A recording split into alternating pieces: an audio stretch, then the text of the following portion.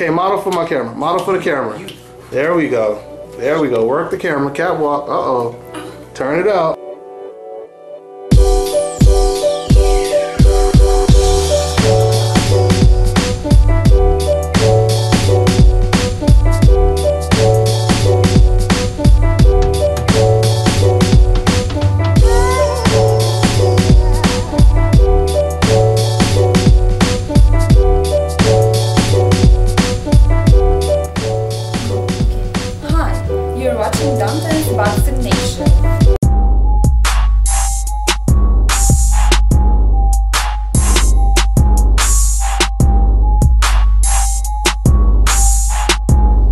Boxing Nation, what's going on, guys? You know, before I get into these terrific fights that we've seen tonight, I remember back in the day, and I say back in the day like it was a long time ago, but back in the Friday Night Fights days, where we would watch Friday Night Fights every Friday as boxing fans. Now, even though as a boxing fan, I watched those Friday Night Fights every single week, but it was really frustrating because some of the cards were so terrible. And I used to say to myself, man, why can't we get to see fights on the level of HBO Boxing After Dark, Showtime, Showbox, etc., etc.? Why do we have to watch some fights that are almost worse than pay-per-view undercard fights? Sometimes, I mean, every now and then you got a good one, don't get me wrong. But the majority of times, those cards were not good at all. I mean, some of those cards were so terrible that I would just watch Friday Night Fights that week just to hear the breaking news from Brian Kenny. When Brian Kenny used to basically report the news and interview the fighters and talk about the upcoming fight, or, you know, do a review on last week's pay-per-view fight. Sometimes Brian Kenny's segment was better than the entire fight card on Friday Night Fights. So the reason why I'm telling you guys all of this is because now we have real fights on ESPN.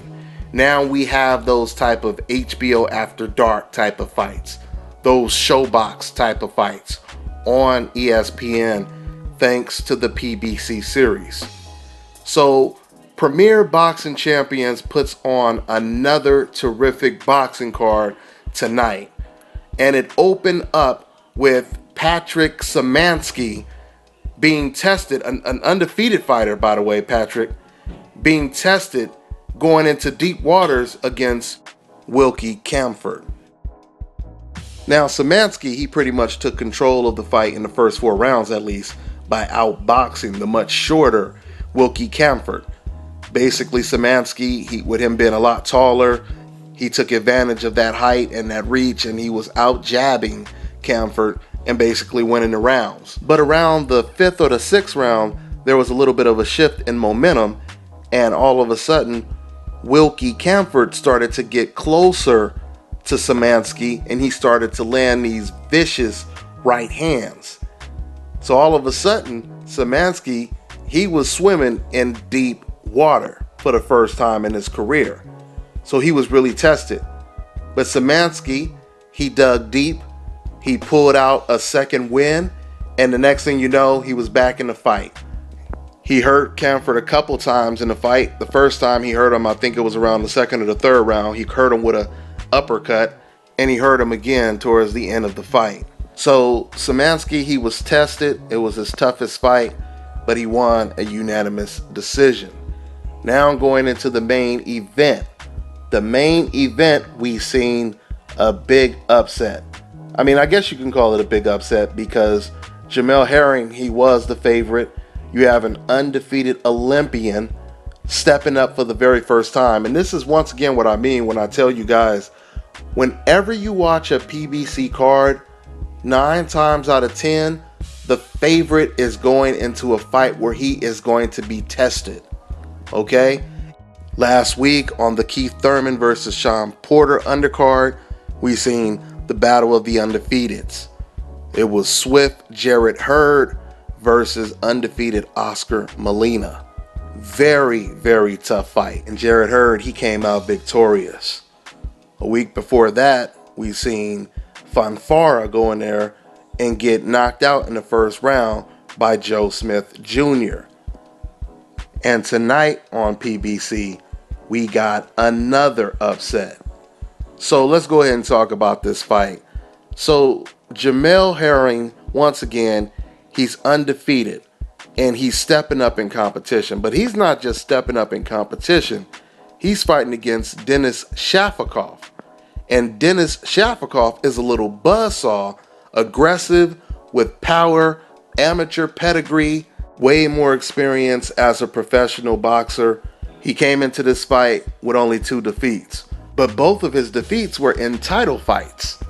So the only 2 guys he lost to was Rances Barthélemy and Miguel Vasquez. So this was a serious step up in competition for Jamel Herring fighting on PBC. Now, of course, the majority of people thought that Jamel Herring was going to win this fight. He was the favorite. But I seen, right after I watched the first round, I knew it was going to be a tough fight for Jamel Herring, because you could see right off the bat, even though Herring is 5 inches taller than Denis Shafikov, you would think that would be an advantage for Herring, but it turned out to be more of an advantage for Shafikov, because he knew how to get on the inside, and because Herring was fighting really defensive and he wasn't really controlling Shafikov with a jab, Shafikov was basically able to walk right through the front door and get those inside hooks in whenever he wanted to. And he was extremely accurate with those right and left hooks that he was throwing on the inside. This was a really interesting fight when you look at the contrast, because it reminds me of Fight Night. For those of you guys who played Fight Night, you remember whenever you played online, some people would play with Mike Tyson and other people would play with Muhammad Ali. Obviously, when you played with Muhammad Ali, you had to master the outside game, keeping him at bay with the jab and the right hand. And vice versa with Mike Tyson, you had to master the inside game. So in this game tonight, it was Shafikov that mastered the inside game. And throughout this fight, Herring looked very uncomfortable. He never seemed to be in the position that he wanted to be in, because he started off the fight using a lot of foot movement, and it looked like he was about to possibly set something up. But as I kept waiting for him to set something up, I noticed he really didn't have a plan. And as he was moving around, Shafikov was getting closer and closer to him. Next thing you know, Herring was moving around the ring. He backed up to the ropes, and Shafikov caught him with a vicious hook and knocked Herring down. From that point, that's when Herring, he tried to shift gears and basically fight on the inside. Once he fought on the inside, he did good for a minute, but then he started to get caught even more. It's interesting because Shafikov, he was really using his height as an advantage, because he was so short and Herring was so tall, especially for a lightweight. Herring could not really find the target, especially when it comes to headshots. So you had this guy who was 5 inches taller that was trying to hit this shorter guy with body punches, and the longer Herring stayed on the inside, the more vulnerable he was for getting hit with those hellacious hooks that kept hurting Herring throughout the fight. So you fast forward towards the end of the fight, and Herring, he gets hurt a couple times. He comes back to his corner, and his trainer Mike Stafford, he tells him, "Look, man, if you don't show me something, I'm gonna stop the fight." And Herring, he came out. He got caught with one good shot. As soon as he got caught with that shot, his corner, they stopped the fight. So that's pretty much how this fight went. It was an upset. Congratulations to Denis Shafikov. Once again, these are some of the great benefits when fighters are signed to PBC. Because Denis Shafikov just came off of a loss against Rances Barthélemy. And now, a couple months later, here he is back in the ring on TV fighting against an undefeated Olympian in Jamel Herring. And now Denis, he wins that fight, so it puts him right back in the position he was before he lost to Rances Barthélemy. I'm going to tell you right now, Denis Shafikov is a really good fighter. He's a very aggressive fighter, but he's not sloppy and wild. He's an aggressive fighter with a pretty good defense. I ain't going to say he got the best defense in the world, but he has a good defense to be such an aggressive fighter. And he's southpaw on top of all of that. I mean, just watching the Shafikov versus Rances Barthélemy fight, it gives you a very good indication of how good Shafikov is. Because in the first half of that fight, Rances Barthélemy, he was actually trying to fight Shafikov on the inside. And it was extremely close. Because, see, I'm used to seeing Rances dominate his opponents. But when he was fighting Shafikov on the inside, it was like back and forth. And even though you still could have leaned towards Rances, you couldn't complain if the judges would have gave some of those early rounds to Denis Shafikov. That's how close the rounds were. Then all of a sudden, Rances Barthélemy, he went into plan B.